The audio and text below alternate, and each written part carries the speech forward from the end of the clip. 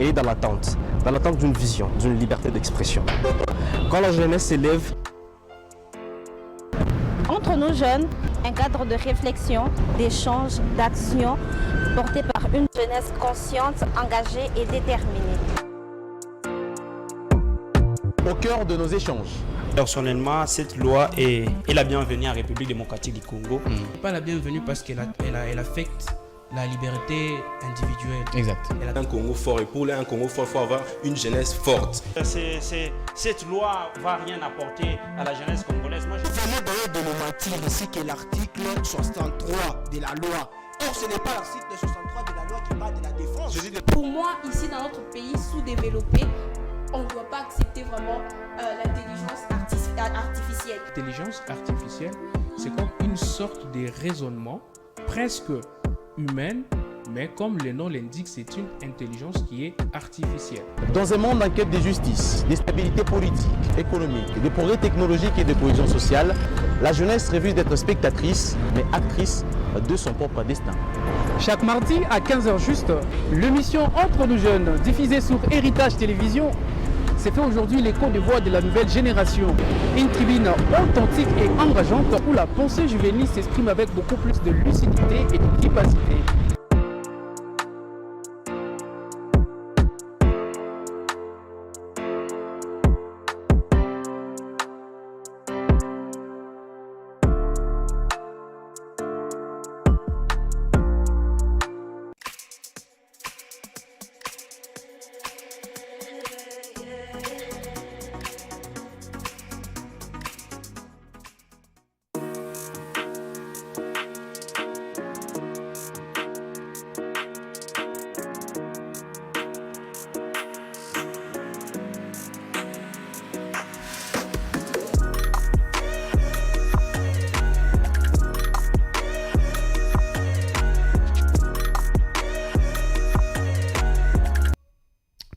Honorables parlementaires, très chers collègues, la séance du jour est ouverte. Mais avant toute chose, prière de nous tenir debout afin qu'ensemble qu'on puisse entonner notre hymne national.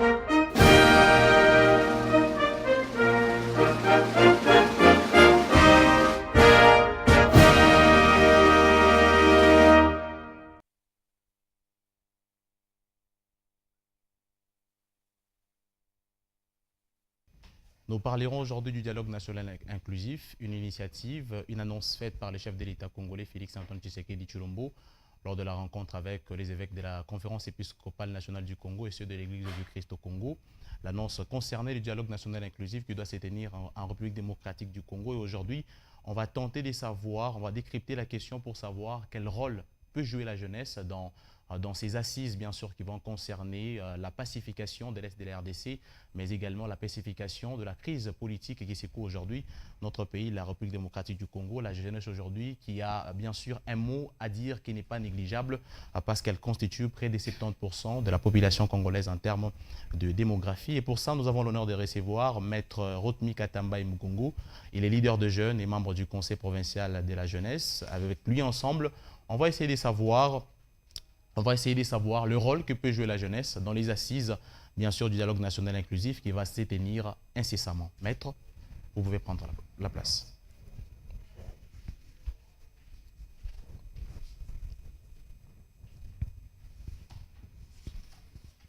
Alors, Maître Katambaye, bonjour. Bonjour, honorable président. Alors, c'est un grand plaisir de vous avoir aujourd'hui dans les parlements entre nos jeunes. Et avec vous, la question sera de connaître le rôle que peut jouer la jeunesse. D'abord, votre avis sur le dialogue national inclusif. Et après ça, on va parler du rôle que peut jouer la jeunesse dans ces assises, bien sûr, et qui concernent premièrement la pacification de l'Est de notre pays, mais également la résolution de la crise politique aujourd'hui qui nous secoue, comme on le dit toujours, donc le pays est en danger. Le pays est en danger. La jeunesse, qui constitue près de 70% aujourd'hui, elle a un rôle majeur à jouer. Quel est ce rôle et comment la jeunesse peut-elle être impliquée dans ces dialogues nationaux inclusifs? Vous avez 10 minutes pour poser votre argumentaire face à notre sujet du jour. Merci, honorable président. Mes salutations, chers membres du bureau. Mes salutations, chers honorables, chers tous. Premièrement, c'est un honneur pour nous d'être sur ce plateau de télé et dans cette belle émission, le Parlement entre nous jeunes.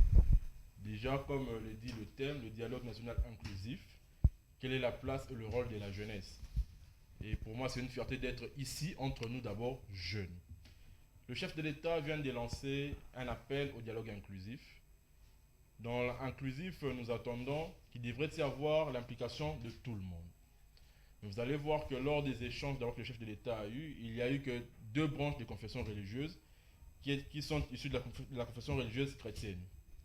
Le chef de l'État devrait aussi échanger avec d'autres confessions religieuses, entre autres la religion islamique, entre autres la religion traditionnelle, entre autres le bouddhiste, ainsi de suite. C'est même là qu'il y aura le sens de l'inclusion. Mais nous étant jeunes, nous devrons comprendre pertinemment la question du dialogue. Nous ne sommes pas au premier dialogue dans ce pays. Nous avions connu des dialogues de 1958 jusqu'à 2016. Nous avions une dizaine de dialogues. Mais nous n'allons pas rentrer avant 1991, mais nous allons débuter par là, essayer de cheminer. Parce qu'on doit aller avec une approche historique pour comprendre pourquoi nous en sommes là aujourd'hui. Parce que si on ne sait pas comprendre les erreurs du passé, on ne sait pas comprendre les enjeux d'aujourd'hui, demain on ne sera pas jeune. On doit savoir des perspectives pour demain. D'où nous revenons à 1991. Il y a un dialogue national inclusif sous la dénomination de la Conférence nationale souveraine. En 1991, le pays fait face à une crise d'abord économique et à une crise politique. On doit mettre tous les acteurs sur une même table pour discuter. Les résolutions prises lors de la Conférence nationale souveraine de 1991 n'ont pas été appliquées. Et ça, dans tous les autres dialogues. C'est la première faille que nous, jeunes, nous devrons relever. Lors de la Conférence nationale souveraine en 1991, il y avait une commission. La commission Vérité et Réconciliation. Mais dites-moi, après la Conférence nationale souveraine de 1991, nous avions connu le refoulement d'un peuple dans une région, ici en RDC. Où était passée la vérité? Où était passée la réconciliation? Le dialogue de 1991 devrait nous amener à cette époque-là, n'est-ce pas, à pouvoir redéfinir le pays, à pouvoir aller sur une nouvelle base du pays. Après 1991, il y a des accords de l'Émirat de 1996 qui permet la création de l'AFDEL. L'AFDEL est créée en 1996, tandis que vous êtes sans ignorer qu'en 1994, il y a eu le génocide rwandais, avec la mort du président Habyarimana, d'heureuse mémoire pour plus d'un Congolais. En 1995, le Zaïre à l'époque va signer l'accord entre le Zaïre, le Haut Commissariat des réfugiés ainsi que la République du Rwanda pour permettre les rapatriements des réfugiés rwandais qui étaient venus se réfugier du côté du Zaïre à l'époque, RDC aujourd'hui.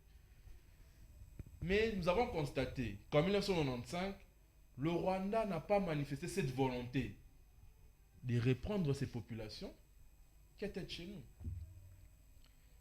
Toujours en 1995, on a signé un deuxième accord, toujours entre la RDC, le HCR et le Rwanda. pour permettre à ce que tous les camps des réfugiés qui étaient sur l'espace frontalier entre la RDC et le Rwanda puissent disparaître. Parce que le Rwanda se disait se sentir menacé par ces réfugiés qui viendront renverser le pouvoir dictatorial, des pouvoirs qui a pris les rênes du pays par la force au Rwanda à cette époque-là. Le processus débute, il crée l'AFDEL avec l'accord de l'Émir en 1996. L'accord de l'Émir entre certains Congolais, parrainé notamment par le Rwanda, le Burundi, l'Ouganda, avec la bénédiction de la communauté internationale. Après 1996, Moussa arrive au pouvoir le 17 mai 1997. Le 2 août 1998, le Rwanda lance la guerre à la RDC. Sous prétexte qu'il y a des Tutsis qui sont au Congo et qui sont marginalisés. Sous prétexte que les réfugiés que lui a refusé de reprendre en 1995 sont une menace pour lui et qu'il définit comme les FDLR. En 1999, nous avions les accords de Libreville au Gabon avec le président Omar Bongo à l'époque. Avec ces accords, qu'est-ce qu'il fallait faire? Il fallait pacifier la région de Grand Lac. Mais comment les pacifier? Le Rwanda dit non, il y a des FDLR au Congo, il faut les neutraliser. Nous sommes en 1999. Ça fait aujourd'hui 27 ans. Et si on doit revenir à 1995, aujourd'hui ça fait pratiquement 31 ans. Depuis que le Rwanda a le prétexte des FDLR. Honorable président, 30 ans après, pensiez-vous que ces mêmes FDLR, dont l'âge varie entre 25 et 40 ans, sont toujours actifs aujourd'hui? Je vais avancer. Nous sommes en 2002. Le musée est décédé en 2001. Le pays est divisé. Le MLC, qui est parrainé par l'Ouganda du président Museveni, a pris la partie nord. Le RCD a pris la partie est. Il y a RCD Kalemi qui a pris la partie nord du Katanga. Et il y a le président Joseph Kabila à l'époque qui est à Kinshasa. Nous devons dialoguer entre Congolais.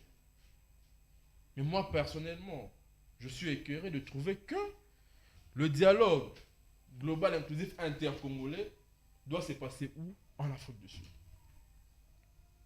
Si réellement le problème, il est entre moi et vous, tous fils de la maison, mais retrouvons-nous au salon? Nos ancêtres faisaient quoi? On s'est retrouvés sous l'arbre, pas l'arbre. Autour du feu, on discute, on trouve une solution. Mais le dialogue a lieu en Afrique du Sud. Avant l'Afrique du Sud, il y a Lusaka 2000. C'est avec la mort de Mouzé que Lusaka 2000 n'a pas pu être réalisé. Et on passe à Sun City 2002. Avec Pretoria 2002 d'abord. Le Pretoria 2002, les bases sont faites. Et puis, il fallait signer l'accord à Sun City. En 2002, l'accord échoue. Et c'est pour cela, aujourd'hui, moi je vais inviter, nous la jeunesse, de dire non au partage du pouvoir. Le dialogue ne doit pas être un instrument de partage du pouvoir. Le dialogue ne doit pas être cette tribune de l'impunité. Mais le dialogue doit être pour une RDC renouvelée, pour une justice renouvelée, et non être un cadre d'impunité. Je continue avant d'arriver au dialogue qui sera bientôt en 2026 ou pour début 2027. Parce qu'on doit d'abord connaître les anciens dialogues, comment ça s'est passé. On doit apprendre des failles du passé. Avec le dialogue de 2002, le partage du pouvoir est fait. Le seul pays au monde qui a eu un président et 4 vice-présidents. Vous trouvez ça normal? Et qui ont participé à ce dialogue-là? Ce ne sont que les politiques, ceux qui prennent les armes et les forces vives, qui avaient des accointants, soit avec le pouvoir, soit avec le groupe terroriste. Mon honorable président, où était la partition de la jeunesse? Cette jeunesse qui hier était endormie, c'est cette jeunesse-là aujourd'hui qui sont vieux et qui se plaignent de la manière dont le pays est en train d'évoluer. Mais est-ce que nous aussi étant jeunes, on doit subir les mêmes conséquences demain? Parce que, comme je viens de retracer l'histoire, il y a génocide au Rwanda, le Rwandais traverse au Congo, Il nous demande à nous de le rapatrier. On le rapatrie, le Rwanda refuse de recevoir ses propres sujets. En 96, ils nous créent l'AFDEL. Ils disent que c'est congolais et tout et tout. Et après, quand leurs intérêts, n'est-ce pas, sont empiétés, ils font la guerre à celui qu'ils ont amené. Parce que vous allez vous souvenir que celui qui gérait notre armée à l'époque, de 1997 à 1998, ce n'était pas un Congolais. Il a été chef d'état-major au Rwanda. Et après, ça sera cédé au général Kifwa, qui va essayer de restructurer l'armée. Mais nous sommes en 2002. On a l'accord global inclusif de 2002 qui échoue la première fois et qui sera finalement signé en 2003 pour une transition de 1 année. Joseph Kabila président et 4 vice-présidents. Mais est-ce qu'en 2004, il y a eu élection dans ces pays? Il n'y a pas eu élection. C'est bien, on s'était assis, on a discuté. Mais on n'a pas discuté sincèrement. La commission Vérité et Réconciliation commence à s'apparenter à RDC comme une commission vaine. Tandis que ça doit être une commission où je vous dis, Monsieur l'honorable président du Parlement entre nous jeunes, votre veste ne me plaît pas. Pourquoi elle ne vous plaît pas? Parce que je dois avancer des arguments. Et non être subjectif. Votre veste ne doit pas me plaire sur des bases objectives. En 2002, donc il y a Sun City 1, Sun City 2, on a l'accord global inclusif. En 2004, il n'y a pas élection. Pourquoi? Parce que ceux-là qui ont participé au dialogue ne sont pas venus au dialogue pour l'intérêt général de la population, mais ils sont venus au dialogue pour avoir leur parcelle de pouvoir, pour le partage du gâteau. Parce que vous allez constater que plus on fait la même chose, plus les conséquences sont les mêmes. Après 2002-2006, on a des élections. 3 ans après, il y a une guerre qui éclate encore de la partie Est. Le Rwanda s'est dit être menacé.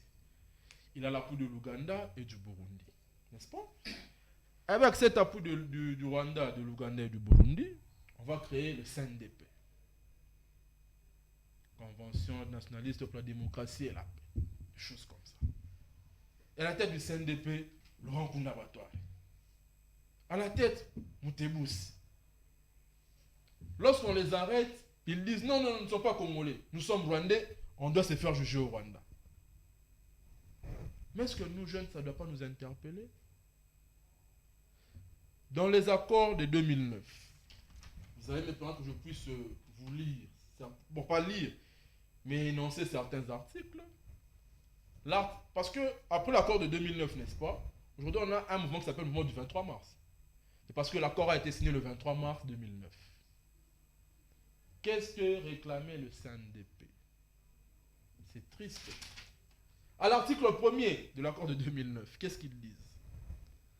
L'intégration des éléments du CNDP est obligatoire dans la PNC et au sein des FARDC.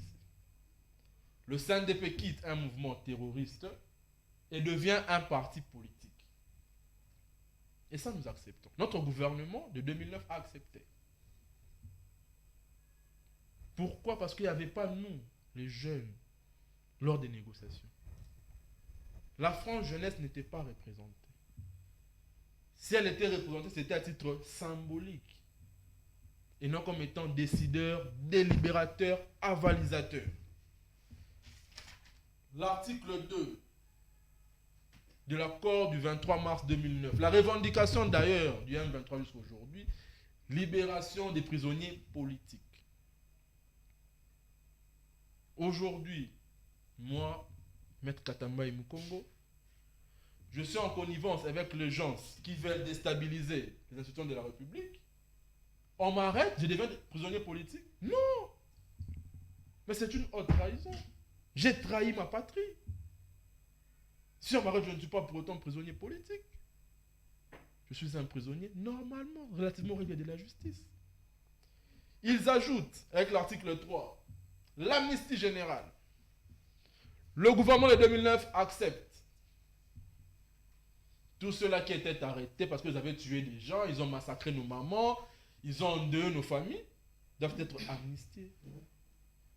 Parce que l'amnistie, cela énonce que tous les crimes pour lesquels vous avez été condamnés, n'est-ce pas, tombent caducs. Le compteur judiciaire répare à zéro. Tandis que vous êtes sans ignorer que déjà à l'époque, les Nations Unies ont eu à faire un rapport. Et dans leur rapport, ils décriaient des massacres. Nous avions eu des déplacés internes. Nous avions eu combien de réfugiés dans ce pays? Ça va, on va dialoguer, on dialogue. Et finalement, pendant ce dialogue, on nous impose l'article 4, mécanisme de réconciliation. C'est quoi les mécanismes de réconciliation? Il faudrait que tout cela qui est au CNDP, n'est-ce pas, puisse se faire ce que maintenant l'article 8 et l'article 9 demandent. Faire partir de l'administration publique. Cela suppose, si nous sommes dans le Haut-Katanga, M. Kassomo est gouverneur, le vice-gouverneur doit provenir du CNDP. Cela suppose que M. Eli Mwenze est maire de la ville, son directeur de cabinet doit provenir du CNDP. C'est ce qu'aujourd'hui on se plaint en parlant de l'infiltration. Mais là, je suis en train de relever les problèmes.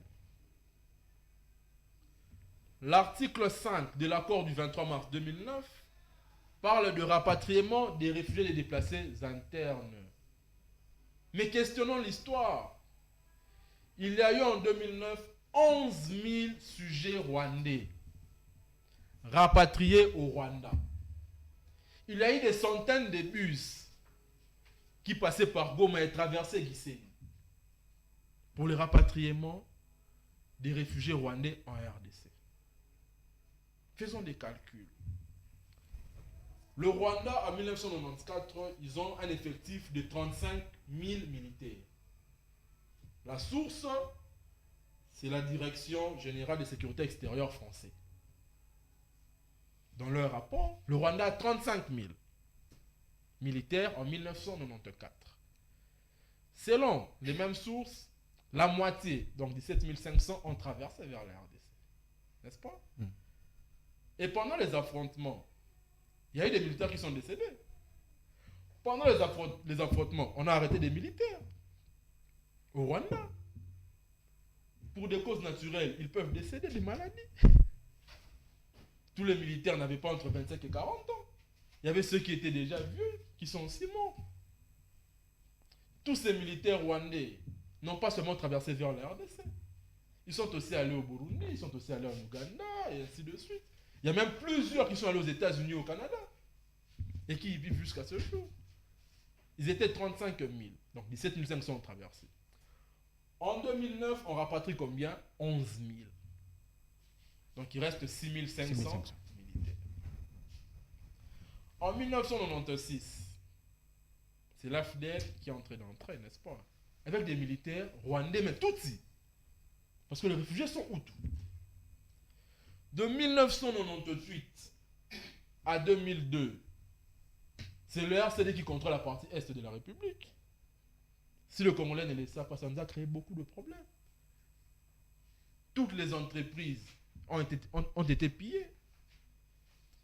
Il y avait ici au niveau de la GECAMINE des bus qu'on appelait oiseaux bleus, mais qui étaient de couleur rouge. Tous ont pris la direction du Rwanda. Ils ont pris nos maisons, ils ont pris nos parcelles. Je ne viens pas ici pour faire l'apologie des massacres du Rwanda, mais j'invite ici la jeunesse à comprendre que ceux-là qui prennent les armes sont manipulés, sont des marionnettes de notre pays, d'un pays qui nous agresse. Et avec ces gens, on doit être clément. La commission Vérité et Réconciliation, on va se réconcilier. Oui, ils sont congolais, sont nos frères. Mais la réconciliation doit être basée sur quoi? Donc quand il y a 11 000 qui rentrent en 2009, l'accord évolue bien, n'est-ce pas? On passe aux élections de 2011. Arrivé en 2012, la ville de Goma tombe. N'est-ce pas? Il y a le colonel Mamadou Ndala, d'heureuse mémoire. Il va se battre et tout, et il va repousser le Rwandais jusqu'à leur point de retranchement. C'est même là le problème que nous avons aujourd'hui. Lorsque tous ces Rwandais quittent, ils seront cantonnés quelque part. Ils seront cantonnés au niveau de Bianga.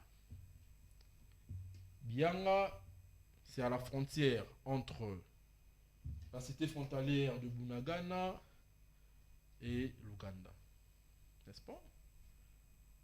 Mais les Rwandais vont dire au niveau de la communauté internationale qu'il y a toujours des FDLR. Tandis qu'il y a 11 000 qui sont rentrés en 2009. En 2013, il y a 5 000 qui ont quitté encore l'Est de la République vers le Rwanda. Ça fait 16 000. Selon les récents rapports des Nations Unies, en 2025, il y a eu 8 000 encore qui sont rentrés. Je me demande si les FDLR ont mis au monde. S'ils se sont mariés. Par rapport à ce que la DGSE française a dit en 1994, qu'il y avait 35 000, la moitié a traversé 17 500. Si on doit prendre 11 000, plus 5 000, plus 8 000, tous les FDLR sont déjà rentrés. Parce que chaque jour, nous entendons que les groupes armés par le Rwanda ont tué des gens. Et ils tuent principalement qui? Le Hutu rwandais, donc le FDLR. Et aujourd'hui, la RDC compte 30 millions de morts dans sa partie Est.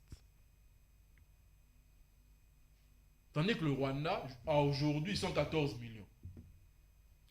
En 1994, ils étaient à 7,2 ou 5 millions. Mais nous, l'ONU, dans son rapport, parle de plus de 30 millions de décès.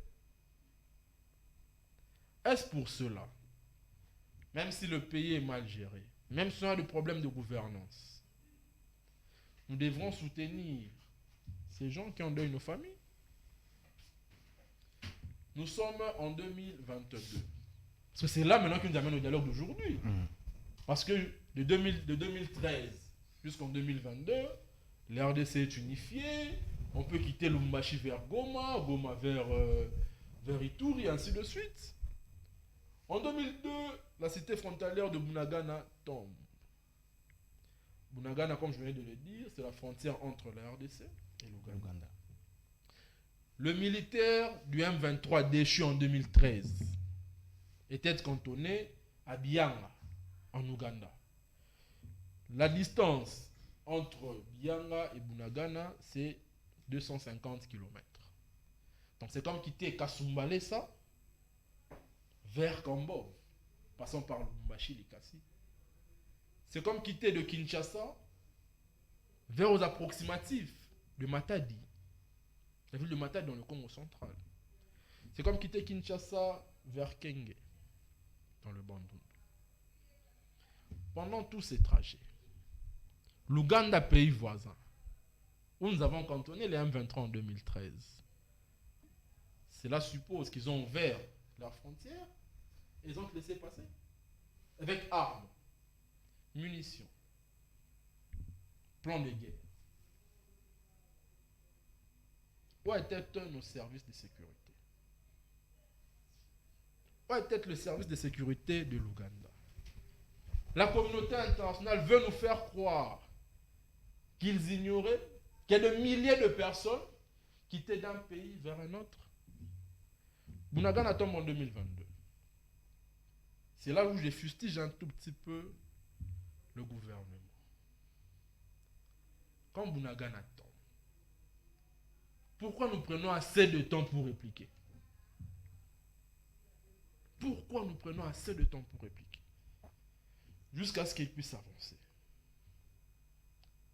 Nous sommes à l'aube des élections. Le chef de l'État fait un discours en disant l'issassimement, quoi, la moindre escarmouche, qu'est-ce que nous allons faire? Nous allons réunir l'Assemblée nationale et le Sénat pour faire la guerre. Mais vous oubliez ceci, que la communication politique d'une autorité, d'une institution, peut inviter des crimes politiques. Vous pouvez parler, et les terroristes peuvent réagir relativement à vos dires. Mais le chef de l'État a qui comme conseil? Le ministre de la Défense, vous nous mettez des gens qui viennent avec des discours, des films. C'est gravissime. C'est gravissime. Nous prenons beaucoup de temps pour réagir à la prise de Bunagana.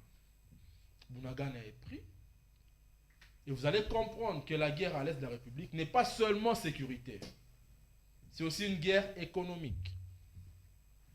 Je veux y revenir. Nous signons un accord avec l'Angola pour que nos minéraux, le minerai de la RDC, puissent transiter et passer par l'Angola pour aller vers l'océan et aller être exploités ailleurs, n'est-ce pas? Mais lorsque nous signons cet accord, pour que le Rwanda fasse savoir à la communauté internationale qu'elle est fâchée, elle prend Goma. Sans cette communication, Goma ne serait pas tombée. Parce que la guerre, elle est aussi économique. Comment est-ce que le Rwanda peut produire du coltan? Comment est-ce que le Rwanda peut produire de l'or?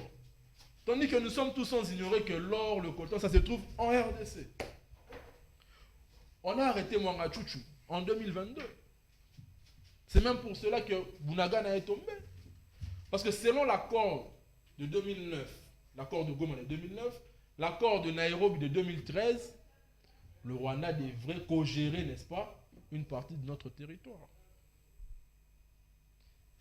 Il y a eu le projet Umoja Wetu avec le président Kabila, où les militaires rwandais, ougandais, burundais, avec le militaire de FARDC, n'est-ce pas, traquaient les FDLR. Comment un pays souverain peut prendre une armée étrangère, l'inviter sur son sol pour le protéger? Honorable président Kassongo, imaginez-vous que votre voisin vous agresse. Il tabasse votre femme, viole vos enfants dans votre maison. Vous appelez un médiateur ou un arbitre, et ce dernier vous demande de commencer à partager votre chambre parce que votre femme est belle. Non, bon, ça va, vous coucherez avec votre femme lundi, mardi, lui prendra mercredi, jeudi. C'est ce que nous avons fait avec l'accord de 2009 et de 2013. Vous trouvez cela normal? Et aujourd'hui, nous devons avoir un dialogue. Je finis. Aujourd'hui, nous devons avoir un dialogue. Mais le dialogue va graviter autour de quoi? Qui seront les parties invitées au dialogue?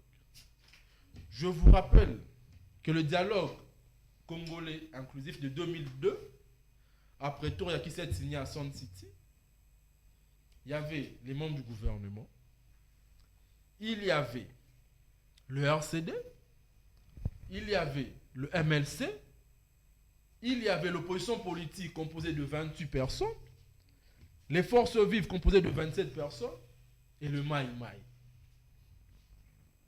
Mouvement d'autodéfense, n'est-ce pas? Mais dites-moi, quelle était la partition de la jeunesse? Parce qu'aujourd'hui, nous étant jeunes, nous en souffrons. Et si nous étant jeunes, on ne participe pas à ce dialogue, n'est-ce pas?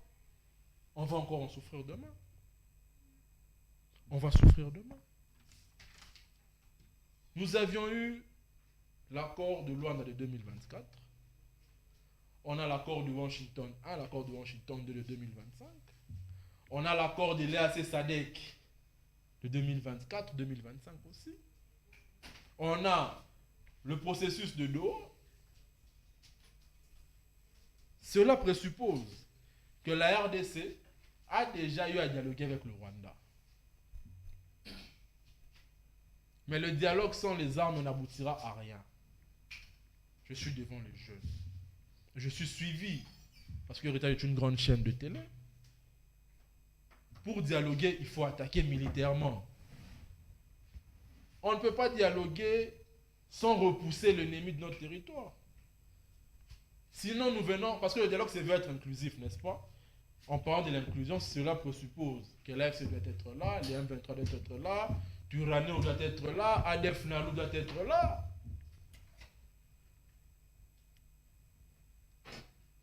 Quand nous fûmes un peu plus jeunes, jadis, il y avait une chanson qui disait que la prière, c'est un dialogue d'un croyant avec son Dieu. N'est-ce pas? Et parlant de prière, c'est une demande. Donc dans le dialogue, il y aura des demandes. Qu'est-ce que nous, la jeunesse, nous devons demander? Qu'est-ce que la jeunesse congolaise doit demander? La jeunesse congolaise doit dire non au partage de pouvoir. Ça, c'est le rôle que nous devons jouer lors de ce dialogue. La jeunesse doit faire le contrepoids. On doit faire le contrepoids de politique. Parce que si nous laissons le dialogue entre politiciens, ça sera le partage du pouvoir. Ils vont se dire, bon, ça va, ils vont faire comme l'accord de Saint-Sylvestre de 2016. Le Premier ministre viendra de l'opposition. Ça a été fait en 1991. La RDC est parmi les seuls pays au monde qui a utilisé tous les 3 systèmes de modes de gestion classiques et a échoué. En 1960, on a un mode de gestion parlementaire, où le président de la République est élu, n'est-ce pas, par le Parlement. On a échoué entre Lumumba et Kasavubu. Nous sommes passés en 1971 avec la zaïranisation, avec le MPR, avec le système présidentiel. Le système présidentiel a échoué. Nous sommes passés en 2006 avec le système semi-parlementaire ou semi-présidentiel. On a réussi? On a échoué.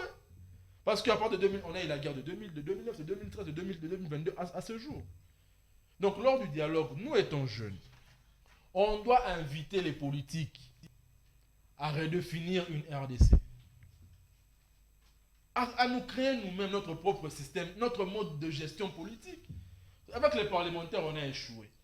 Avec le présidentiel, on a échoué sans amener la dictature avec Mobutu. Avec les semi-parlementaires, c'est présidentiel encore, on échoue. On échoue. Nous échouons. Donc lors du dialogue, nous étant jeunes, on doit proposer la réforme de la gouvernance. Il faut que tous ceux-là qui ont eu à prendre les armes d'une manière ou d'une autre ne doivent pas exercer dans la fonction publique. Ceux qui sont là doivent être détachés. Ils peuvent aller faire le service privé, ils sont congolais. De la commission vérité et réconciliation, on va se réconcilier avec eux. Mais ils n'auront plus droit d'avoir leur nez dans la chose publique. Nous, les jeunes, on doit le dire lors du dialogue. Et on doit participer. Nous, les jeunes, on a demandé à ce que lors du dialogue, que le prochain gouvernement qui viendra puisse digitaliser notre service sécuritaire et notre économie. Comment vous pouvez vous imaginer à la cité frontalière de Bunagana, qui est entourée des montagnes, on n'a pas de caméras, on n'a pas de drones de surveillance. Tandis que nous sommes à l'ère du numérique, à l'ère de la digitalisation. Nous, jeunes, on doit dire à ces vieux papas peut-être qui ne connaissent pas la digitalisation. Merci, honorable Katambaye. On doit digitaliser notre sécurité. Merci, maître. Il vous reste 1 minute, une conclusion, et puis on passe à la séance des questions-réponses. Une conclusion. Les jeunes, lors du dialogue, doivent participer. Ils doivent être les délibérateurs. Ils doivent être les avalisateurs. Lors du dialogue, il doit y avoir la présence massive des communautés locales et associations socio-culturelles. Il doit y avoir la participation des chefs coutumiers, des artisanaux, des militaires, des policiers et des magistrats. Il doit y avoir les membres du barreau, donc les membres du conseil de l'ordre. Il doit y avoir les syndicats des enseignants. Et les politiques, eux, ne seront pas là comme décideurs lors du dialogue. Ils seront là comme une frange consultative. C'est nous, la population, qui devrait décider. C'est nous qui devons donner le dernier mot. Et eux vont nous observer. Et les facilitateurs, ou soit l'arbitre, ne doit pas venir de l'extérieur. Créer un facilitateur local. Parce que j'aurais appris que l'ancien président de la Guinée, Alpha Condé, est choisi comme facilitateur. Ça, nous, la jeunesse, nous disons non. Je dis, je vous remercie. Merci, maître Katambaye. Vous pouvez regagner votre siège. Honorable parlementaire, très chers collègues, j'espère qu'ensemble avec vous, nous avons auditionné les discours assez éloquents, assez explicatifs, assez explicites de maître Roch Katambaye, qui nous parlait bien sûr du dialogue. Il a donné une vraie matière. Il a chronométré, échelonné dans les temps les différents processus qui ont existé en RDC concernant les dialogues nationaux inclusifs, les crises politiques et sécuritaires qui ont existé dans notre pays. Alors, Questions, suggestions, la tribune est ouverte. Vous prenez la parole. Honorable Limosé, vous avez la parole.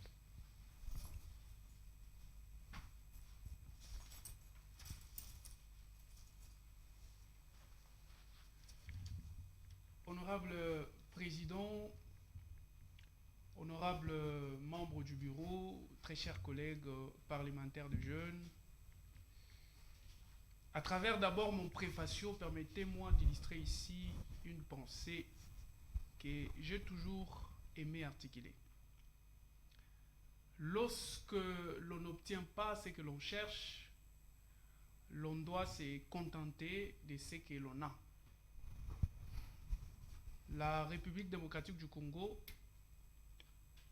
c'est à peu près 2 345 410 km² de superficie avec un capital humain qui se résume à 70% aujourd'hui de la jeunesse. Un processus vient d'être entamé par rapport à plusieurs défis dont notre pays est confronté, entre autres les défis qui sont liés à la sécurité. Aujourd'hui, nous, la jeunesse, nous sommes obligés de se focaliser sur cette question épineuse, question politique, du dialogue national. On parle du dialogue.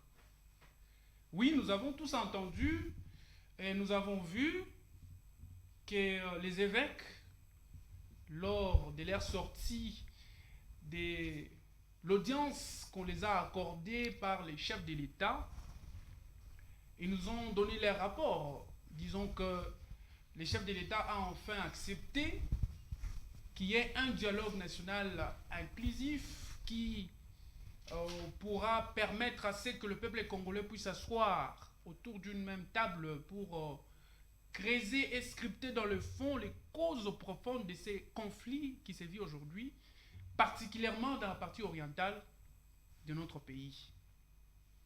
Alors, moi d'abord la question que je me pose,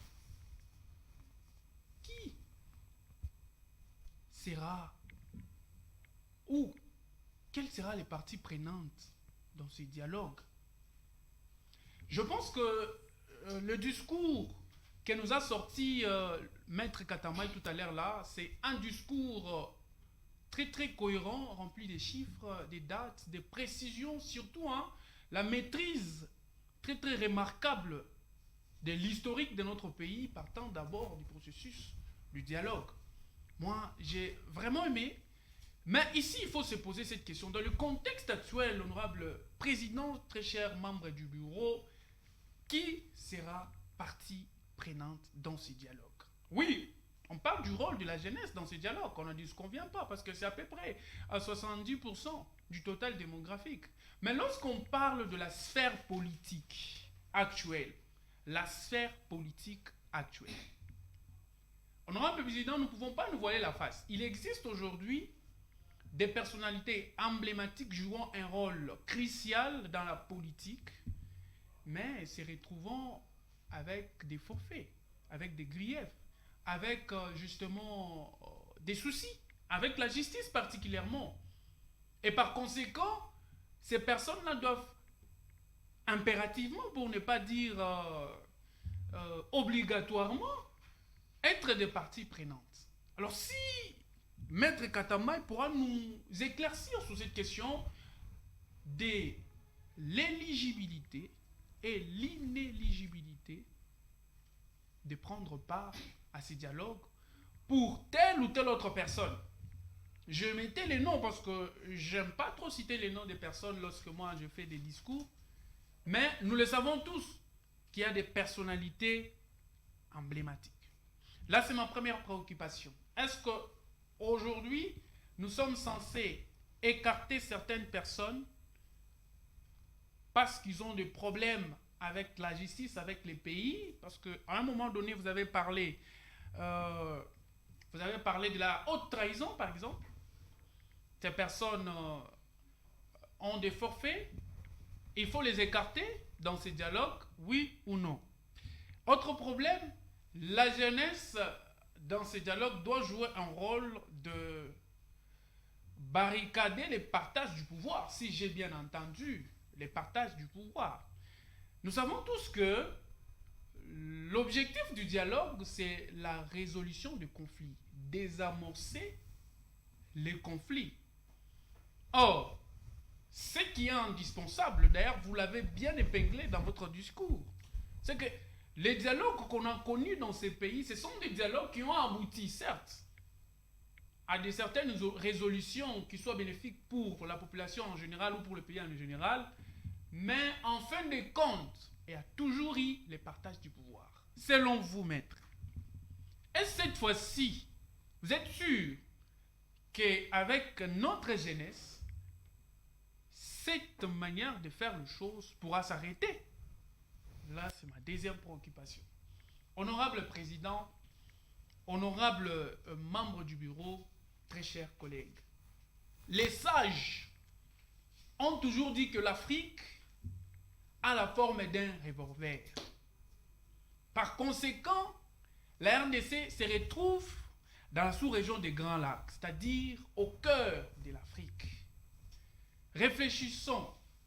S'il s'agissait ici, honorable président, de tirer, qui allait avoir les monopoles? Je m'étonne et je suis très attristé pour la question des médiateurs. On est obligé de pouvoir tendre la main de l'extérieur. Je pense que nous suivons tous les informations. Récemment, le mois qui s'est passé, on parlait, les présidents de la République parlaient de l'organisation du dialogue. Je pense que c'était face au corps diplomatique, une fois. Le président de la République avait dit si dialogue aura lieu, c'est-à-dire que ça sera organisé par les institutions de la République. Et certainement, les médiateurs pourront toujours venir des acteurs de la République. Est-ce qu'aujourd'hui, on pourra se dire que pour que nous puissions résoudre ce problème, le plus sage serait des personnes qui viennent de l'extérieur? Quelle est la proposition concrète, selon vous, maître, que vous pouvez nous donner, nous, la jeunesse, par rapport à la question des médiateurs dans ces dialogues? Honorable président, je vais chuter par là. La RDC, c'est un pays qui a beaucoup de défis.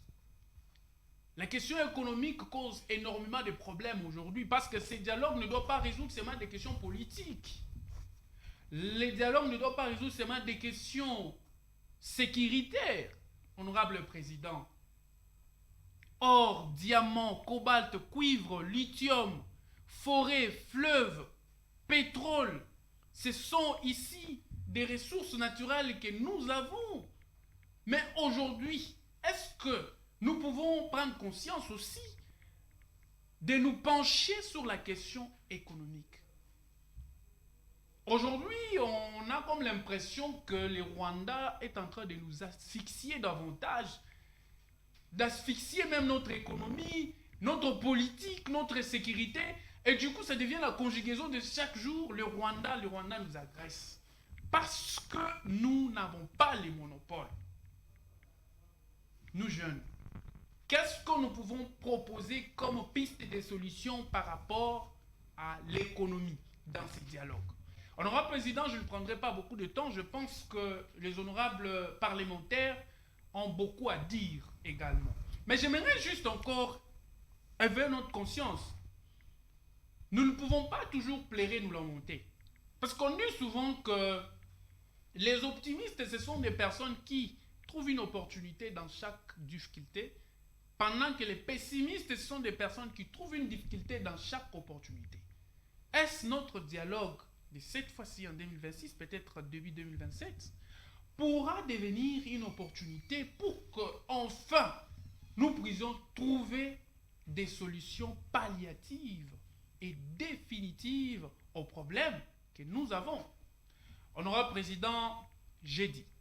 Merci, honorable Limousin. Merci pour cette allocution. Un autre honorable qui a une proposition, une suggestion, une question, prière de... Vous avez la parole.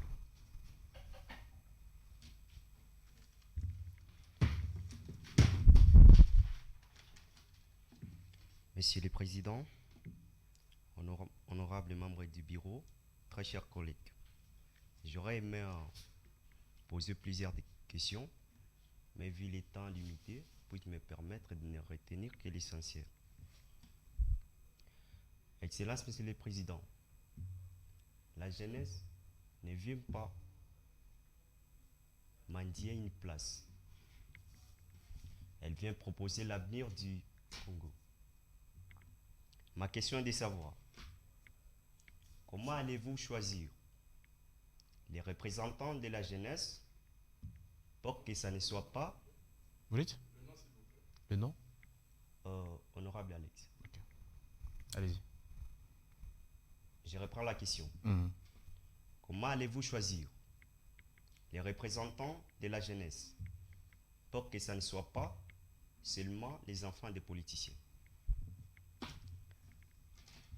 La deuxième question, Excellence, Monsieur le Président, que propose ce dialogue pour lutter contre le chômage des jeunes qui est en plus de 70%?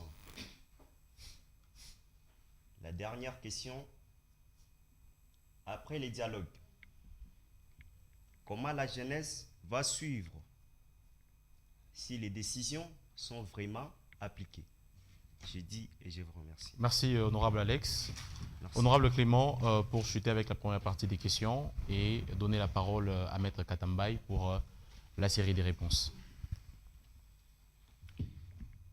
Merci pour la parole, honorable président.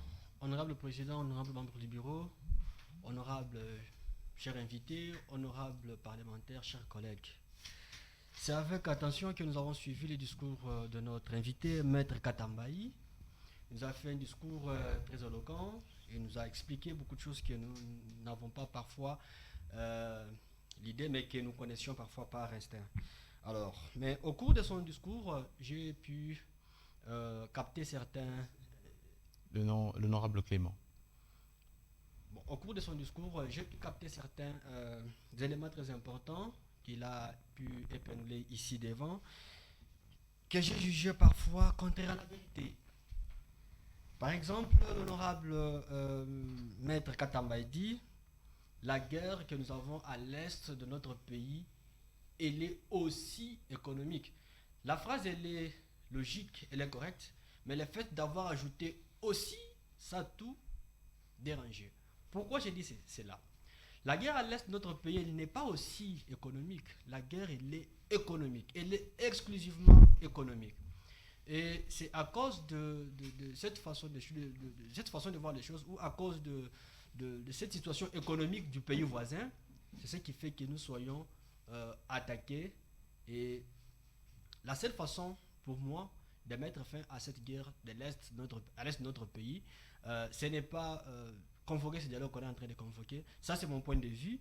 Ce dialogue, pour moi, et à mon avis, il ne pourra pas toucher ou ne pourra pas répondre vraiment à ces problèmes de guerre qui sévit à l'est de notre pays.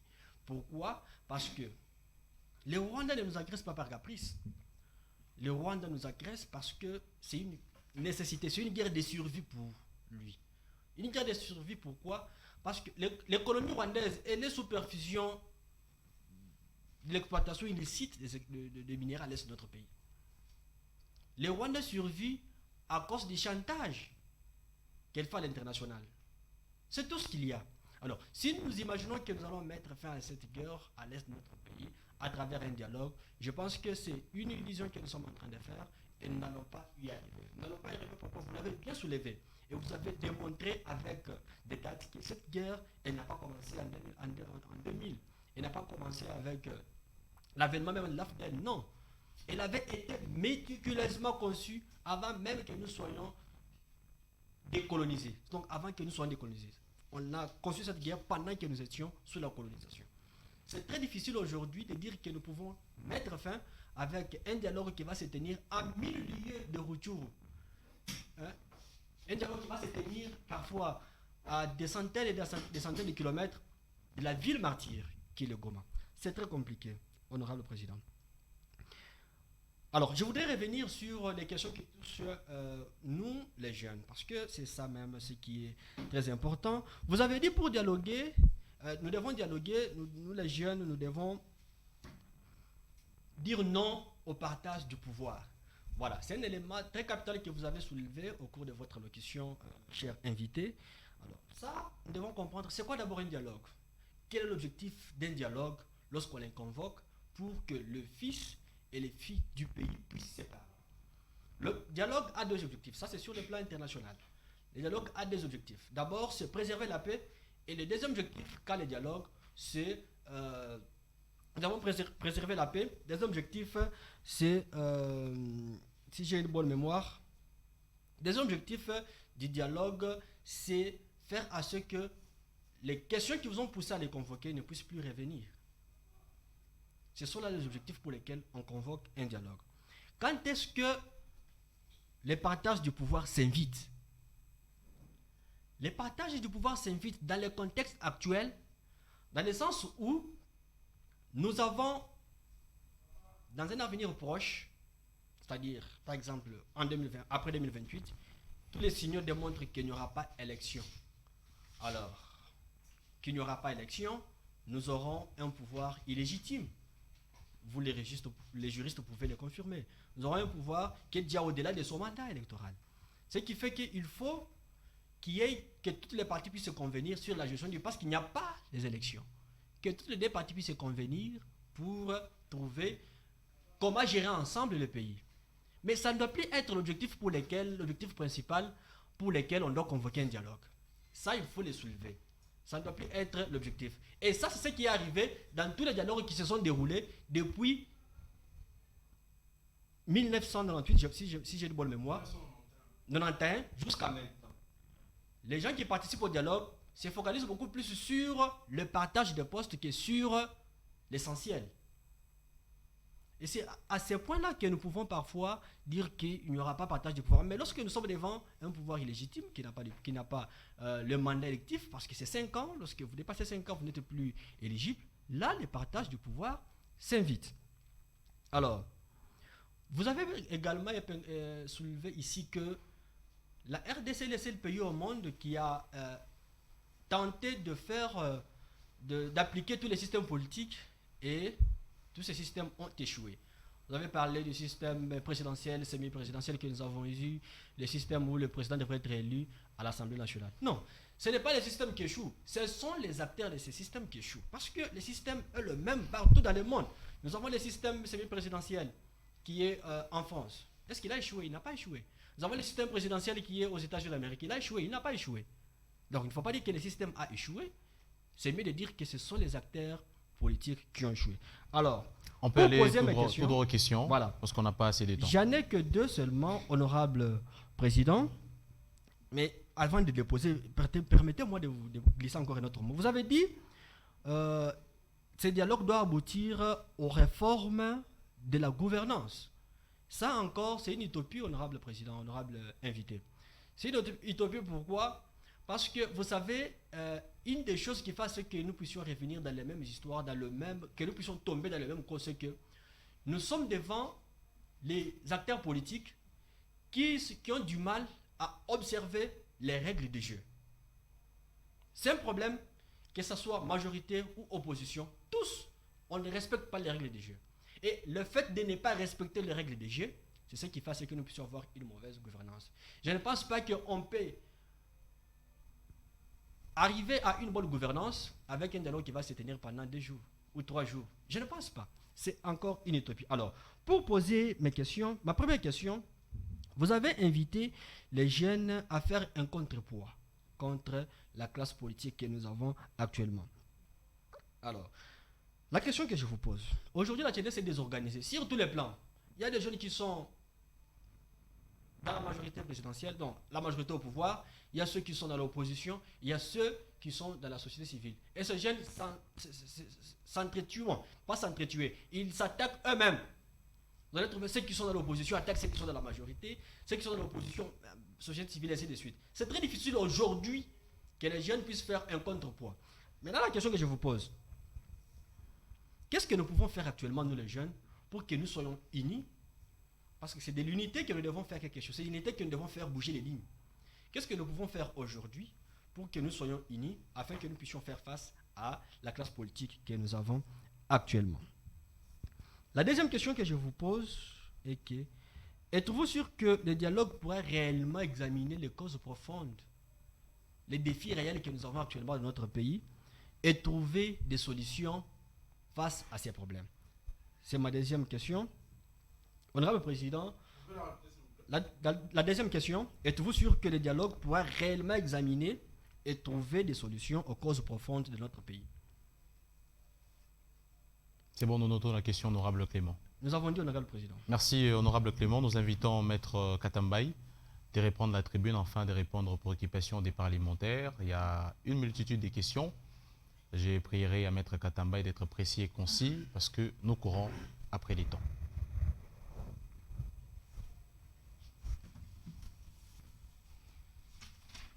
Honorable Président, honorable membre du bureau, une fois de plus, comme je l'ai dit d'entrée de jeu, c'est un honneur d'être ici présent. Et nous sommes en extase de rencontrer les différentes préoccupations des honorables. L'honorable Elie Mwenze a soulevé 3 préoccupations. La première, quelles seront les parties prenantes au dialogue? Je rappelais qu'en 2002, nous avions eu le gouvernement, le groupe armé, entre autres, les RCD-ML et les RCD-KML. Nous avions eu la société civile et nous avions eu les forces vives. Le même format est celui de 1991, où il n'y avait juste pas les groupes armés. Nous avions connu le même format en 2009, en 2013, et cela a démontré ses insuffisances. En 2011, en 2016, nous avions eu le gouvernement, la société civile, les forces vives, sous la médiation épiscopale de la SENCO.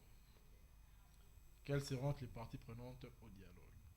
Vous allez remarquer que de 1991, 2002, 2009, 2013, 2016, il n'y a pas eu la franche jeunesse. Nous tous ici présents, nous sommes ressortissants d'un peuple. C'est ces différents peuples-là qui composent la population congolaise. Ici présents, nous sommes tous de manière directe ou indirecte liés à une autorité traditionnelle et coutumière. Lors de ces différents dialogues, les chefs coutumiers ont-ils pris part? En dehors de ces différentes parties qui participent au dialogue, n'est-ce pas? Il faut y ajouter la partie chef coutumier. Ils doivent être partie prenante. Vous êtes sans ignorer que ceux-là qui travaillent dans les mines de Rubaya, ceux-là qui sont présentement à Salamabila, ceux-là qui sont au Katanga et tout, ce sont eux-mêmes qui font vivre le seuil économique de la RDC. Mais est-ce que lors du dialogue, de ces différents dialogues, il y avait eu la représentation des artisans miniers? Les artisans, ils étaient là? Non, ils doivent participer. On vous dira qu'à l'Ituri, il y a un conflit de terre entre les agriculteurs et les éleveurs. Ont-ils participé au dialogue? Ils n'ont pas participé, donc ils doivent aussi participer. Ce sont nos militaires, nos policiers qui sécurisent la RDC, qui maintiennent l'ordre public. Est-ce qu'ils ont eu aussi leur part de vérité dans le dialogue? Non, ils doivent aussi participer.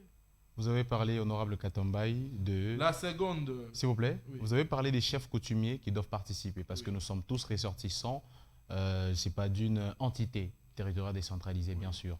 Alors, que dire de ces chefs coutumiers aujourd'hui qui sont instrumentalisés par les politiciens? Parce que vous êtes sans ignorer que beaucoup de chefs coutumiers, ils sont maintenant dans la modernité, au lieu de rester dans les valeurs antiques qui les définissaient, qui les représentaient.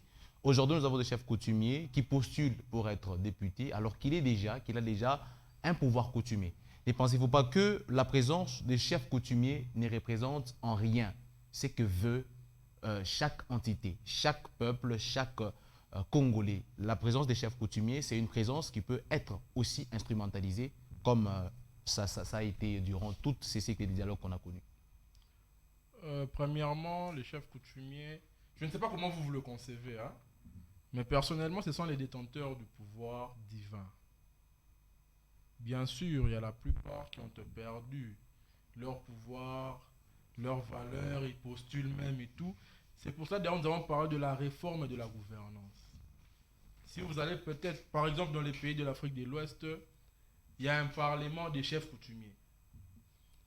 Et aujourd'hui d'ailleurs, il y a l'Alliance nationale des chefs traditionnels du Congo, qui a toute une équipe, dont d'ailleurs je suis le directeur de cabinet adjoint du Conseil national de l'ANATC. Ouais, donc aujourd'hui les chefs coutumiers sont des gens organisés. C'est vrai, il peut y avoir des brebis égarées, certes, mais dans la majorité des chefs traditionnels du Congo, ce sont des gens que nous devrons respecter. C'est eux qui gardent nos forêts, nos rivières et nos terres. En 2013, pour ceux qui connaissent l'Est de la République, il y a un chef coutumier qui avait dit qu'il n'y aura pas de terroristes dans mon village. Et il y avait un chien qui passait, qui hurlait toute la nuit. Il suffisait que vous puissiez avoir des intentions de faire entrer les terroristes, vous mourrez pendant la nuit avec des saignements. Des gens comme ça, ce ne sont pas des gens à négliger. Quand les minéraux se perdent, où il n'y a pas de production, on fait recours à qui? Au chef coutumier. Voilà. Mais une frange pareille, vous voulez l'écarter du dialogue. Je suis offusqué. Le première victime du terrorisme qui sévit à l'Est de la République, ce sont les artisanaux miniers. Ce sont les éleveurs, les agriculteurs, ils doivent participer. Vous allez demander aux magistrats, n'est-ce pas, de trancher les dossiers d'une personne qui était terroriste. Mais vous voulez écarter ces magistrats-là, n'est-ce pas, du dialogue? Non, ils doivent participer. Vous allez demander à nous, éminents serviteurs de la justice, avocats de son État, d'être écartés du dialogue. Non, on doit se faire représenter. Vous allez demander aux enseignants qui doivent raconter tout ce que je viens de dire ici à nos enfants, à nos jeunes frères, de ne pas participer. Non, ils doivent participer. Et je le dis dans mon allocution, que les politiciens lors du dialogue ne seront pas les décideurs, ils doivent être les observateurs. Ils doivent nous dire, bon, ça va, par rapport à ça, vu que c'est nous qui devrons exécuter, on pense qu'on peut recadrer. Voilà, on accepte. Tout comme on refuse. Ça ne sera pas aux politiciens de dire qu'on doit faire ça, on doit faire ci. Non. On n'a pas de politique dans ce pays comme référence. On a des politiciens. On n'a pas de politique, on a des politiciens. On peut aller à la seconde question. La seconde question, je pense avoir rencontré la préoccupation de l'honorable Limwenze.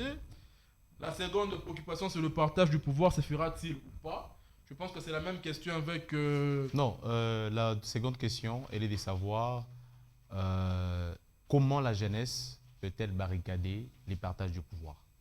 Ah, comment la jeunesse peut-elle barricader les partages du pouvoir? Parce que vous avez dit que dans ces cycles du dialogue, on a connu beaucoup de dialogues qui ont échoué. Et comment cette fois-ci la jeunesse peut-elle... Cette fois-ci, la jeunesse doit être celle qui barricade, celle qui dit non au partage du pouvoir. Et comment la jeunesse peut-elle dire non à ces partages du pouvoir? Je viens d'illustrer un exemple très simple en disant que nous sommes les premières victimes de tout ce qui se passe à l'Est de la République, de l'économie qui laisse à désirer. Donc il suffisait que la jeunesse puisse être dans les rues. Il suffisait que la jeunesse refuse d'être instrumentalisée. Parce que dans les partis politiques, la majeure partie, c'est qu'ils sont les jeunes. Et qu'est-ce qu'ils disent? C'est d'ailleurs aberrant. L'autorité morale a dit. Comment quelqu'un peut avoir l'autorité sur votre esprit? Vous ne croyez pas que la jeunesse n'a pas de choix, Maître Katambaye? Non, on a le choix. On n'a pas le choix. On a le choix. Je le dis sans s'éventer. J'ai plusieurs fois été appelé par des partis politiques pour que je puisse intégrer. Et j'ai dit non. Parce que vous avez le choix de dire non. Oui. Sachez qu'il y a des jeunes qui n'ont pas le choix de dire non. Non. Je prends un exemple. Je vous donne un exemple, Maître Katambaye. Oui. Un jeune qui est bien sûr oisif. Il n'a ni boulot, il n'a ni source de revenus. Ces jeunes-là, un politicien vient lui dire, viens tenir mon drapeau lors de l'arrivée du chef de l'État comme représentant de mon parti, porte mon polo, tu auras 10 000 francs à la fin. Est-ce que ces jeunes-là, va-t-il refuser 10 000 francs pour zéro? On dit que mieux vaut un que zéro. Vous ne croyez pas qu'aujourd'hui, en RDC, il y a beaucoup de jeunes qui n'ont pas de choix que ceux qui ont des choix? Ne pas avoir le choix est un choix. Vous faites le choix de ne pas avoir le choix. Vous ne croyez pas que la situation économique fait qu'on n'a pas le choix de faire le choix? Non. Mais lisez Mao Tse-tung. Lisez Mao Tse-tung. Lisez l'histoire du Vietnam. Lisez l'histoire du Vietnam. Les jeunes ont accepté de rester ventre vide, mais de faire bloc à l'armée britannique. Il faut mourir avec dignité. Il y a un dicton qui dit vaut mieux vivre, je pense, un jour debout que vivre 100 ans à genoux. Mais pourquoi nous, les jeunes, on va accepter de continuer à être à genoux? Il est temps de dire. La troisième préoccupation était quelle serait la proposition du médiateur? Non, l'éligibilité. L'éligibilité du médiateur. Qui seront éligibles à ces dialogues? Est-ce que les personnes qui ont des problèmes avec la justice, je cite nommément, est-ce que Corneille Nangaa, aujourd'hui un condamné à mort de la justice congolaise, va-t-il participer au dialogue? Est-ce que Joseph Kabila, l'ex-président, condamné à mort aujourd'hui par la justice, va-t-il participer? Et sinon, ils ne sont pas partie prenante au dialogue, quel impact leur absence aura sur ces discussions? Bon, avec le nom que vous venez de citer, si les jeunes ne participent pas au dialogue, n'est-ce pas, ça veut dire que le dialogue est une montagne qui va nous accoucher d'une souris. On est d'accord. Donc, l'éligibilité, tout cela qui représente une force sur le plan politique, économique, sociétal, doivent d'abord prendre place à la table du dialogue. Ça, c'est le 1. Et puis viendra l'étude du seuil de gravité de chacun. Que vous le vouliez ou non, Joseph Kabila a quand même été président de ce pays. Il a quand même organisé le dialogue de 2002. Ça nous a amené un semblant de paix. De 2009 et de 2013 aussi. Donc je pense que plus d'un Congolais pense que sa situation, on peut essayer de revoir. Donc aujourd'hui... Mais comme je viens de le dire, parce que jusqu'à présent, il n'y a jamais eu établissement des preuves aux faits que Joseph Kabila est le patron des groupes terroristes. La justice congolaise l'a condamné à mort et atteste qu'il n'est même pas congolais, qu'il est le chef de l'AFC M23. Vous ne croyez pas que ce sont des preuves assez tangibles, assez palpables pour dire que... Pendant 18 ans, nos pères et nos aînés étaient si inintelligents que ça? C'est la conclusion que nous a donnée la justice congolaise. C'est ce que je dis. Donc nous admettons ensemble que nos pères et nos aînés étaient si La justice nous pousse à l'admettre. Parce que d'ailleurs, mais quand vous dites que Joseph Kabila n'était pas congolais, je ne fais pas sa défense. Mais qui d'entre nous ici, par exemple, peut prouver qu'il est congolais? Vous aviez une carte d'identification. La justice a prouvé qu'il n'est pas congolais. Vous aviez une carte d'identification nationale. Parce que la carte d'électeur, pour votre information. Le procès était en direct de la RTNC. Oui, j'ai suivi le procès. Et la justice a prouvé que Joseph Kabila n'est pas congolais. J'ai eu à élucider ici qu'il y a la communication politique peut amener à certains crimes politiques. La carte d'électeur, elle est explicite. Elle vous permet d'aller élire votre candidat. Ce n'est pas une carte d'identification nationale. Si la justice congolaise a dit que Joseph Kabila n'est pas congolais, n'est-ce pas? Ils doivent nous dire il est de quelle nationalité. Et ils doivent nous expliquer. Parce qu'ils ne sont pas devenus juges hier. Ils étaient juges depuis longtemps. Ils doivent nous expliquer comment est-ce que ce monsieur-là a pu nous diriger pendant 18 ans. Vous avez épinglé dans votre allocution du début les résolutions de l'accord de 2009.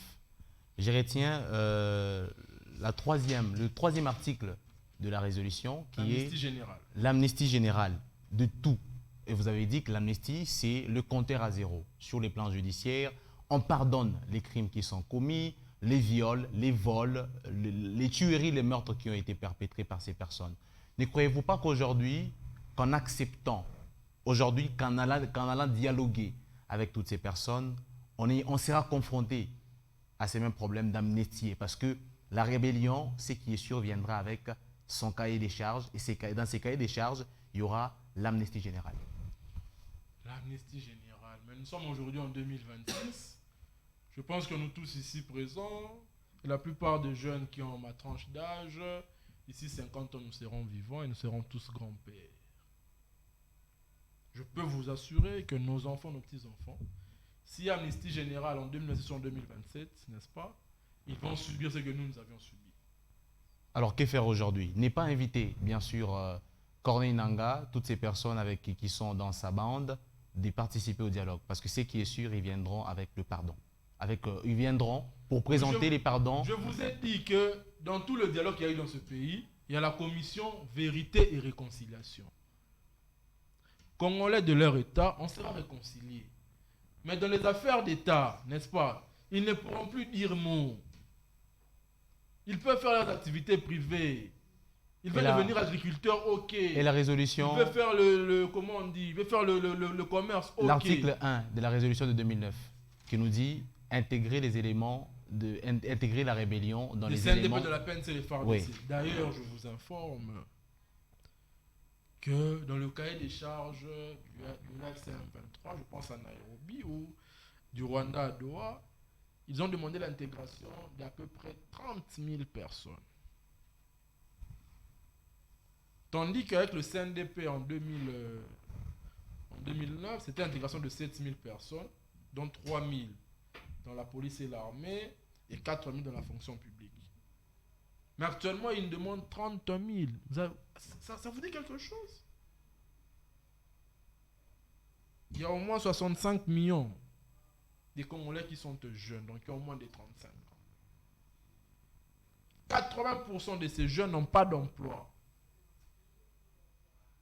Mais pour un groupe qui a pris les armes contre les institutions, manipulé par l'extérieur, amène un cahier des charges de 30 000. Aujourd'hui, si notre armée, il y a, par exemple, lors de la prise de Rutshuru, on n'a jamais combattu.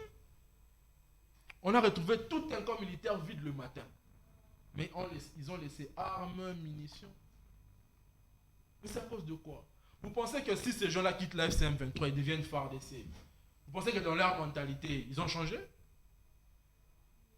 Vous pensez qu'ils ont changé? Le même gens qui étaient à l'AFD, aujourd'hui, il y a un procès, n'est-ce pas? Où il y a un général d'armée qui déclare « Oui, j'ai reçu l'argent pour faire assassiner le chef de l'État. » Mais posez-vous la question, il a été recruté en quelle année? Lui-même l'a dit en 1998, il a été formé à Rumangabo. C'est là aussi que la FCM23 est en train de former. Pensez-vous qu'il faut intégrer ces gens-là dans notre armée? Alors, à quoi servira les dialogues si ce n'est pas, bien sûr, l'amnistie générale? Parce que vous avez dit toutes les forces, que ce soit militaires, les forces vives, politiques, doivent être des parties prenantes au dialogue national inclusif. Alors, si on n'est pas là pour se pardonner, pour se dire la vérité, je prends l'exemple de Jean-Pierre Bemba, de Lambert Mende et les autres qui étaient à la rébellion, aujourd'hui qui sont dans les institutions publiques, qui sont dans les institutions. Ne croyez-vous pas qu'aujourd'hui, ce sera impossible de dire à Corneille Nangaa d'arrêter la rébellion, mais de ne pas lui donner un poste de décision dans les gouvernements au sein des institutions publiques? Le dialogue va nous servir principalement à 3 choses. Premièrement, tirer les leçons des échecs du passé. Et ne pas intégrer ces différentes personnes-là, n'est-ce pas, dans les institutions publiques, c'est tirer des leçons. Donc si on les intègre, cela présuppose qu'on n'a pas tiré des leçons. Deuxièmement, le dialogue va nous permettre de s'attaquer aux racines internes, aux problèmes internes, n'est-ce pas, exploités par le Rwanda et l'Ouganda, parrainés par la communauté internationale. Donc si le dialogue doit nous permettre, n'est-ce pas, de faire cette réforme-là de la gouvernance. Parce que qu'est-ce que M. Nanga, par exemple, dit? À Kinshasa, on gère mal, il y a le népotisme, il y a le ceci, il y a le cela. Et au dialogue, on doit se dire, non, on doit arrêter la corruption. Au dialogue, on doit se dire, on doit améliorer notre éducation. Et pour finir, au dialogue, on doit construire une position nationale face à l'agression. On a posé une question ici pour savoir... Vous avez dit que la jeunesse... Je peux continuer avec les questions que j'ai pu recueillir? Allez-y, continuez avec les questions. Donc pour rencontrer d'abord la vôtre, n'est-ce pas? Donc le dialogue doit nous permettre de tirer les leçons du passé. Donc il doit y avoir toute une commission qui va étudier tous les accords de la RDC de 1958 avec la table ronde, de l'AIA de 1984, de l'AIC en 1908, du Congo belge en 1912, non, du Congo belge en 1908, du Congo belge, Rwanda, Urundi en 1925, et puis de la République du Congo en 1958, 1960, 1964, Constitution de Louisbourg, 1969, avec le 69 ou 71, le Zaïre. 1972, où Mobutu, le président Mobutu, voulais-je dire, dit que tous ceux-là qui étaient en RDC avant 1960 deviennent Congolais. Oh, ça c'est grave. Vous pensez que ça venait de lui? Il avait comme directeur de cabinet quelqu'un qui est présupposé être, je ne citerai pas. Donc pour aller à la préoccupation, maintenant je parle à la préoccupation de l'honorable Alex, qui a dit comment choisir les représentants de la jeunesse. Je pense que c'est ça. Il y a des organes réétablis, déjà. Il y a une loi en vigueur dans ce pays, la loi 004 de 2001, sur l'organisation, sur la création et son fonctionnement des associations sans but lucratif, organisations non gouvernementales et établissements publics. C'est une loi qui est en vigueur dans ce pays et nul n'est censé ignorer la loi. Et relativement à cette loi-là, les ASBEL existent. Des groupes de personnes qui réfléchissent sur un but non lucratif. Et on a les mouvements associations des jeunes, n'est-ce pas? Entre nous jeunes peut devenir une ASBEL. Et entre nous jeunes peut envoyer un délégué. Et toutes ces différentes structures ONG ASBEL se retrouvent dans ce qu'on appelle la société civile. Et dans la société, au sein de la société civile, il y a une thématique bien établie qui est appelée la thématique jeunesse. Mais dans la thématique jeunesse, là, n'est-ce pas, on connaît qui est leader, qui ne l'est pas. En dehors de la société civile avec sa thématique jeunesse, n'est-ce pas, nous avions aussi un organe reconnu par le ministère national de la jeunesse qui est appelé le Parlement de jeunes. Nous avions aussi un organe qu'on appelle le Conseil, qui est d'ailleurs le seul organe en RDC pour représenter les jeunes auprès des institutions. En dehors de ce jeune-là, il y a de ces jeunes qui sont des non-alignés. Pour ne pas le citer, il y a par exemple nos amis du Congo qui inspirent, il y a l'ASBEL Notre Congo, n'est-ce pas? Ce sont des ASBEL qui ont des jeunes, mais qui sont alignés ni à l'opposition, ni à la majorité, ni aux institutions, ni à la société civile. Et chacune de ces structures vont envoyer des délégués. Et au sein de ces délégués, il y aura encore le triage. Parce qu'on connaît tous les capacités de chacun, on va échanger. On va se dire, bon, ça va, vu que moi et M. Kassomo pensent de la même manière, n'est-ce pas? Pour ça que M. Kassomo peut nous représenter. Sur base d'un certain protocole d'accord, ainsi de suite. Je pense que j'ai répondu. Vous avez posé la question, est-ce que le dialogue va pouvoir résoudre le problème de chômage? Je pense que cette question n'est pas la question prioritaire au sein du dialogue, parce que le dialogue, c'est d'abord un problème sécuritaire, diplomatique et économique. Sécuritaire, diplomatique et économique. Et dans l'économie, on ne voit pas l'économie dans le sens de donner de l'emploi. C'est l'économie de nos richesses minérales. On se dit comment le cuivre du Katanga sera acheminé jusqu'à l'étranger, jusqu'aux Amériques, jusqu'en Europe. C'est sur ce volet-là économique et non sur l'emploi de jeunes. Comment la jeunesse va suivre les réalisations ou soit l'implémentation de résolutions du dialogue? Je viens de le dire, il y a ce qu'on appelle les mouvements associatifs des jeunes, les mouvements citoyens. Donc via la participation citoyenne, n'est-ce pas, on peut savoir qu'est-ce qui est fait, qu'est-ce qui n'est pas fait. Parce que l'article, si je ne m'abuse, l'article 23-24 de la Constitution dispose que tout Congolais a droit à l'information, que tout Congolais a le droit d'écrire une correspondance à l'autorité de son choix, qui lui répond dans un délai de 90 jours au maximum. Et vous pouvez vous constituer en groupe, vous écrivez. Non, nous les jeunes des Matipicha, on veut savoir qui vous avez nommé comme chef de quartier par exemple. C'est possible. Vous pouvez faire un sit-in, c'est reconnu par la Constitution et par le loi en vigueur au pays. Nous passons aux dernières préoccupations de l'honorable Clément, qui a dit que le dialogue avait deux objectifs, préserver la paix et éliminer les causes du problème. Et il m'a fait la remarque en disant que le système politique n'a pas échoué, mais ce sont les acteurs. Mais ces acteurs-là sont aussi pas dans le système. Ces acteurs-là sont membres de ce système. De ce système que nous devons briser comme le Congo qui inspire. Non, pas comme eux, mais on doit briser ce système. Briser pas comme eux, mais... Non, on doit briser le système. Briser, mais pas comme eux. Je ne veux pas entrer dans ce débat des positionnements. Je suis acteur de la société civile. Donc aujourd'hui, membre du conseil de la aujourd'hui jeunesse, membre de plusieurs structures. Aujourd'hui, vous vous alignez derrière, bien sûr, le mouvement Le Congo qui inspire. Non, je ne m'aligne pas derrière. Qui a pour philosophie de briser les systèmes. Ça, c'est vous qui le dites. Et vous nous avez, Vous pas me le faire. vous avez dit que nous devons briser les systèmes. Non, je n'ai jamais dit ça. Allons-y aux questions, Maître Katamba. Réformer la gouvernance. Réformer la gouvernance, c'est briser les systèmes. Ça, c'est vous qui le dites.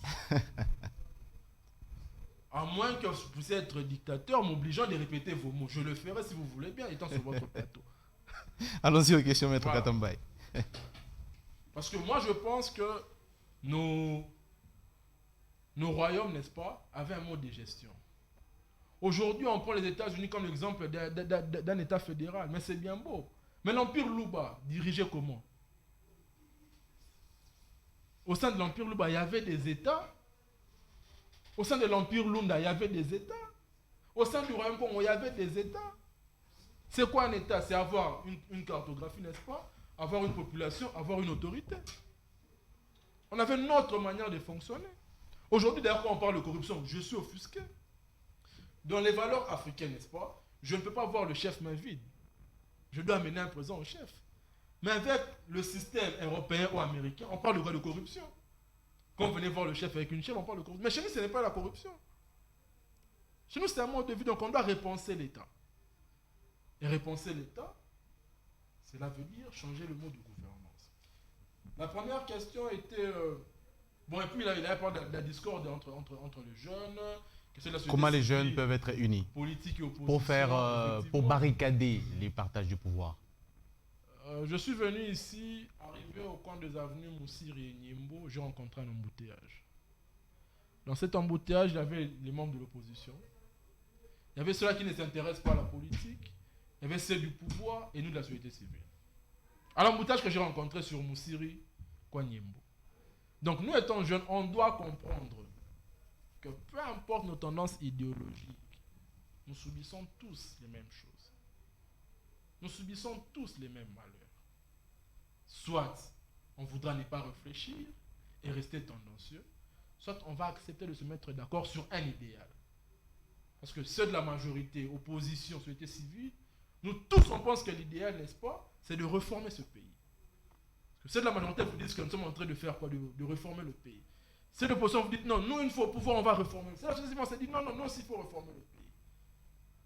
Et on doit se mettre d'accord sur les évidences.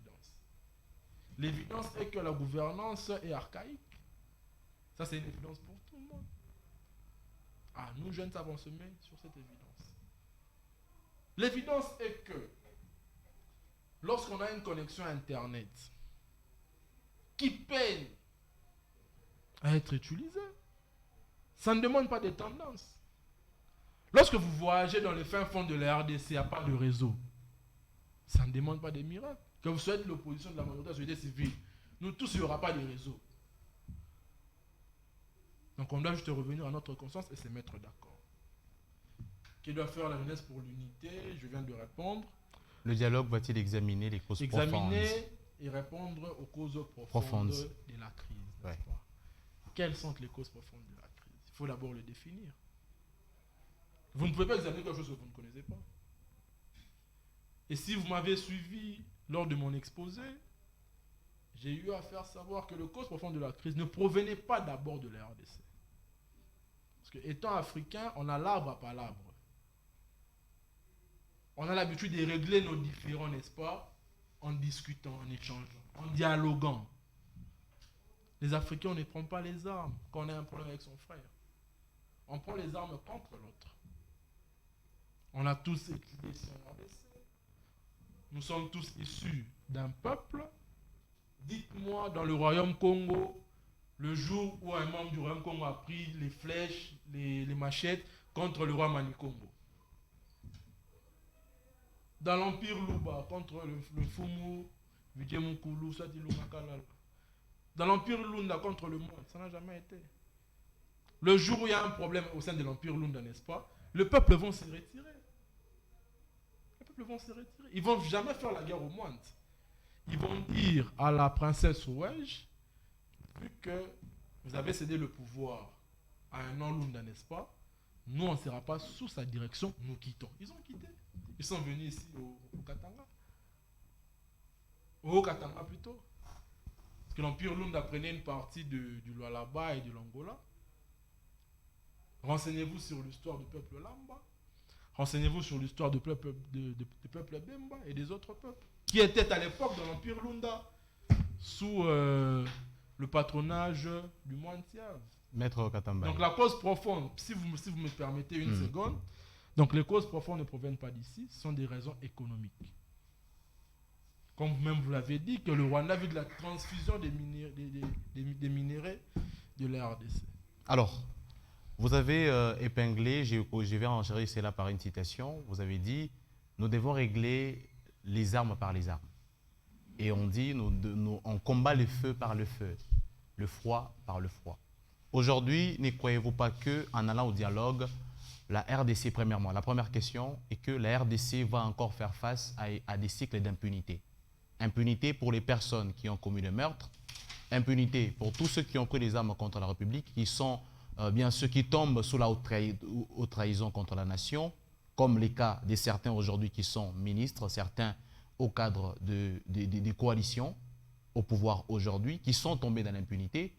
Est-ce que vous croyez qu'en allant au dialogue et en pardonnant ces personnes-là, nous ne pouvons pas revivre les mêmes histoires? Un jour, si je suis frustré, je vais avoir le pouvoir, il suffit que je prenne les armes que j'ai mis là-bas, que je fasse la guerre là-bas. Je sais qu'après un dialogue, j'essaierai de réinsérer dans la société, j'y reviendrai, mais cette fois-là, pas comme journaliste, mais cette fois-là comme ministre de la communication et médias. Vous ne croyez pas que la guerre avec de l'impunité devient de l'opportunisme pour la jeunesse, pour bien sûr les Congolais? Je l'ai dit dans mon exposé, la jeunesse dit non au partage du pouvoir, oui à une RDC nouvelle. La jeunesse dit non à l'impunité et dit oui à la justice. Je pense avoir répondu à votre préoccupation. Alors, dire oui à la justice. Dire oui à la justice avec un colonel Nanga condamné à mort, c'est-à-dire qu'il ne va pas participer au dialogue. Si nous devons aller sur le plan de la justice. Parce que si vous l'amenez au dialogue, vous serez obligé de résoudre son cahier des charges pour la peser, et cette fois-là, vous allez les réintégrer dans un ministère. Il peut devenir ministre de la Défense nationale et ancien combattant.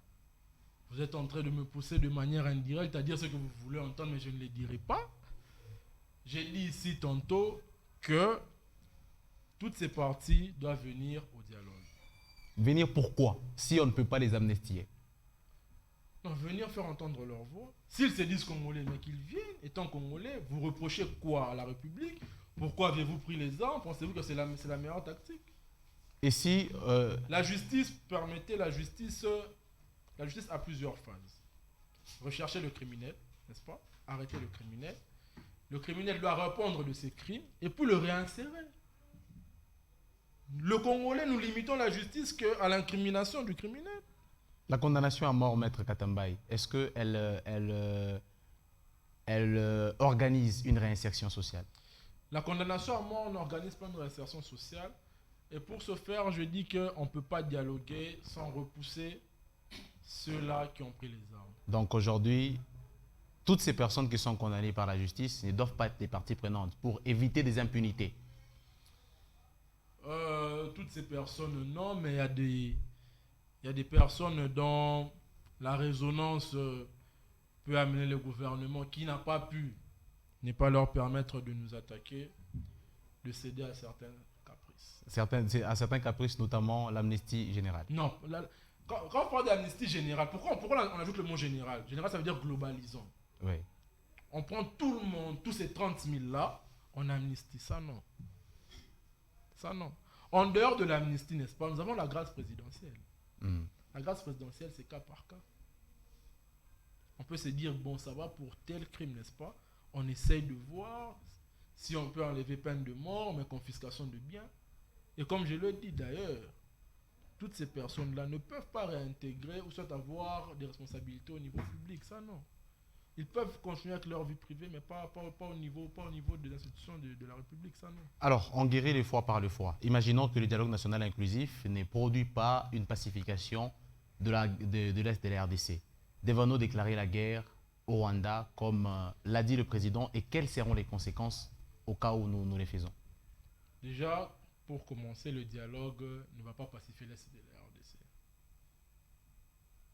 Je ne veux pas employer le mot du chef de l'État, mais par ricochet, il les a traités des pantins. Entre guillemets, ils sont des marionnettes. Ils sont utilisés par des forces hostiles venant de l'extérieur. Même si nous on fait le dialogue aujourd'hui en RDC, n'est-ce pas? La guerre ne va pas prendre fin à l'Est. On l'a fait en 2002, en 2009, en 2013. Et de 2013 à 2022, vous avez évoqué qu'il y a eu un semblant de paix à l'Est de la RDC. Et donc, aussi aujourd'hui, nous avons besoin de ces semblants. Nous avons alors besoin de dialoguer pour pacifier l'Est de la RDC. Oui, on aura un semblant de paix, ce qui est vrai. Mais il est impérieux d'épingler que pour avoir la paix, il faut avoir des services de sécurité capables de garantir la souveraineté. Entre autres, le service de renseignement doit être efficace. On doit avoir une armée digitalisée. C'est anormal que dans un pays, on ne puisse pas avoir des drones, on ne puisse pas avoir des bombardiers, on ne puisse pas avoir des armées, des avions de chasse, on puisse avoir des chars de combat archaïques, on ne puisse pas avoir une politique nationale de défense. Ça, c'est gravissime dans un pays qui se veut être sérieux et souverain. Merci, honorable Katambaye. Honorable parlementaire, très chers collègues, nous voilà arrivés à la fin de la plénière de séjour. Nous disons merci à Maître Katambaye pour l'éclaircissement, bien sûr, cet échelonnement dans le temps, de tout ce qui a été comme crise politique, sécuritaire, mais également tous ces processus en termes de dialogue. Et aujourd'hui, vous avez éclairé la jeunesse sur ce que doit être son rôle dans les dialogues, notamment barricader les partages de pouvoir qui a fait, bien sûr, de l'impunité, l'arme ou bien le processus le plus vu à travers les temps que nous avons vu assister ensemble avec vous dans l'histoire de notre pays. Alors, pour finir dans la plénière du jour, comme d'habitude, prière de nous tenir debout, on chute avec notre hymne national.